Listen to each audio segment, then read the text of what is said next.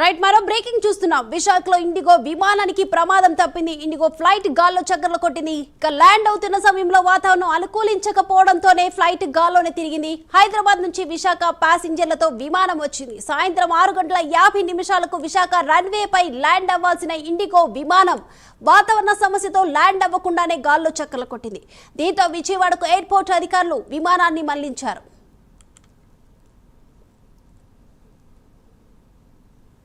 Right, ఈ అంశానికి సంబంధించి ఓవరాల్ అప్డేట్స్ అందించడానికి మా ప్రతినిధి చంద్రశేఖర్ అందిస్తారు. చంద్రశేఖర్, ఇప్పటి వరకు మనం చూసుకుంటే ఇండిగో విమానాలకి ఇప్పటి వరకు చాలా ప్రమాదాలు జరుగుతూనే వస్తున్నాయి. కానీ అధికారులు మాత్రము ఇండిగో సంబంధించి ఎటువంటి చర్యలు తీసుకోవట్లేదు. మళ్ళీ ఇది ఒక సమస్యగా, అంటే ఈరోజు ప్రమాదం తప్పింది కానీ ఒకవేళ ఇన్ కేసు ఏదైనా అయినట్లయితే ఇంకొక ప్రమాదాన్ని కూడా మనం ఒక ఖాతాలో వేసుకున్న పరిస్థితులు చోటు చేసుకున్నాయి. సో దీనిపై ఇక ఇంకోసారి జరగకుండా ఏమైనా అధికారులు చర్యలు తీసుకునే అవకాశం ఉందంటారా?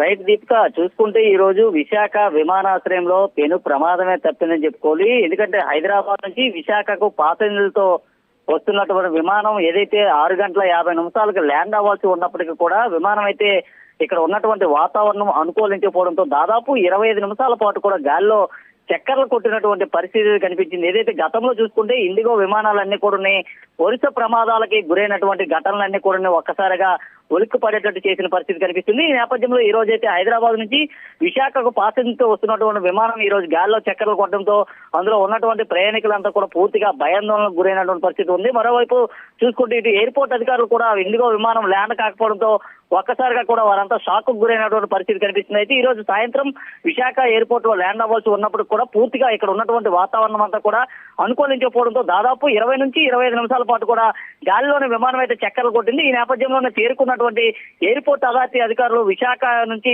విజయవాడకి అయితే విమానాన్ని తరలించేటటువంటి పూర్తిగా ఇక్కడ నుంచి మళ్లించిన ప్రయత్నం అయితే చేశారు. అయితే గతంలో కూడా చూసుకుంటే ఏదైతే ఇండిగో విమానాలకి వరుస ప్రమాదాలు అయితే చోటు చేసుకుంటున్నాయో ఒక చోటు చూసుకుంటే విమానం కూలినటువంటి ఘటనలో దాదాపు చాలా మంది కూడా మృత్యువాత పడినటువంటి ఘటన ఉంది. ఆ ఘటన మరొక ముందే మరలా ఇలాంటి ఘటనలు ఎక్కడికక్కడ ఉత్పన్నం అవడంతో ఒక్కసారిగా ఆ ఎయిర్పోర్ట్ అథారిటీ అధికారులు కానీ లేకపోతే ఇండిగో విమానం సంబంధించినటువంటి సంస్థకు సంబంధించినటువంటి వారంతా కూడా ఒక్కసారిగా షాకింగ్ కు గురవుతున్నటువంటి ఘటన అయితే కనిపిస్తుంది. అయితే ఈ రోజు పెను ప్రమాదమే తప్పిందని చెప్పుకోవాలి. ఎందుకంటే గతంలో కూడా ఎప్పుడు కూడా ఇటువంటి ప్రమాదాలు అయితే చోటు చేసుకుంటున్న పరిస్థితి ఉంది. అయితే ముఖ్యంగా చూసుకుంటే ఈ రోజు ప్రధానంగా ఈ వాతావరణం అనుకూలించకపోవడం ఈ ఘటన ఉత్పన్నమైనట్లు తెలుస్తుంది. మరలా ఇటువంటి ఘటనలు ఉత్పన్నం కాకుండా ఎక్కడికక్కడ అధికారులు అయితే చర్యలు తీసుకున్నటువంటి పరిస్థితి కనిపిస్తుంది. ముఖ్యంగా చూసుకుంటే గతంలోని ఇండిగో విమానాలు కూడా వరుస బాంబు బెదిరింపులో అయితే వచ్చినటువంటి పరిస్థితి ఉంది. ఈ నేపథ్యంలో ఎప్పటికప్పుడే తనిఖీలు అయితే చేపట్టారు. మరోవైపు చూసుకుంటే ఇండిగో విమానాలు కూడా వరుస ప్రమాదాలకే గురవుతున్నాయి. వరుస ప్రమాదాలకు గురవడం వెనుక ఉన్నటువంటి కారణాలు ఏంటనే దానిపైన అయితే ఇంజనీరింగ్ అంతా కూడా పూర్తిగా విశ్లేషిస్తున్న పరిస్థితి కనిపిస్తుంది. నేపథ్యంలో ఈ రోజు ఈ ఘటన మరలా రావడంతో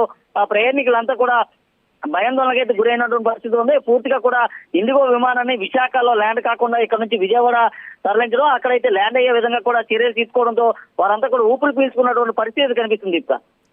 రైట్, థ్యాంక్ యూ చంద్రశేఖర్.